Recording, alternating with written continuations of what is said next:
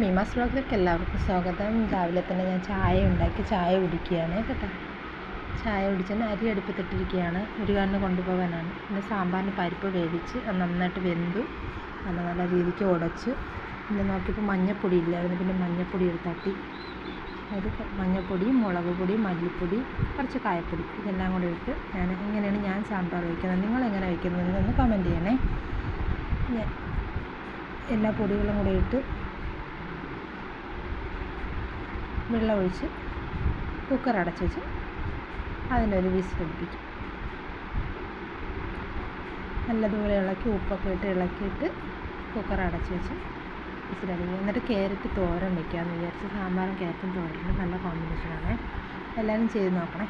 പിന്നെ അത് കഴിഞ്ഞ് ദോശയ്ക്ക് മാവാട്ടി വെച്ചിരുന്നതാണ്. അപ്പം ജസ്റ്റ് ഒന്ന് ഇഡ്ഡലി ഉണ്ടാക്കി നോക്കാമെന്ന് നോക്കി. അപ്പോൾ ഇഡ്ഡലി ഉണ്ടാക്കാനായിട്ട് നോക്കിയപ്പോൾ പറ്റിയില്ല.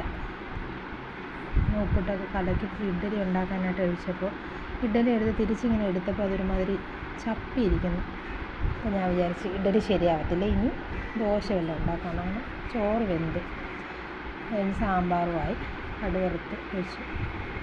ചോറ് വേറൊരു പാത്രത്തിൽ തട്ടി തണുപ്പിക്കാൻ വെച്ചു. മുരുകന് പെട്ടെന്ന് പോകണം. പിന്നെ ഞാൻ ഇഡ്ഡലി മാറ്റിയിട്ട് ദോശ ഉണ്ടാക്കി മുരുകന് കൊടുക്കാനായിട്ട് അങ്ങനെ ദോശ ഉണ്ടാക്കി.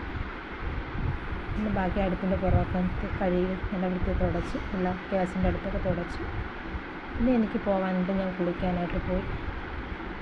മുരുകന് ചോറൊക്കെ കൊടുത്തിട്ട് വേസ്റ്റൊക്കെ കെട്ടി നല്ല നീറ്റാക്കിയിട്ട് ഇത്രയേ ഉള്ളൂ. എല്ലാവരും ഈ വീഡിയോ കണ്ട് ലൈക്ക് ചെയ്യുക.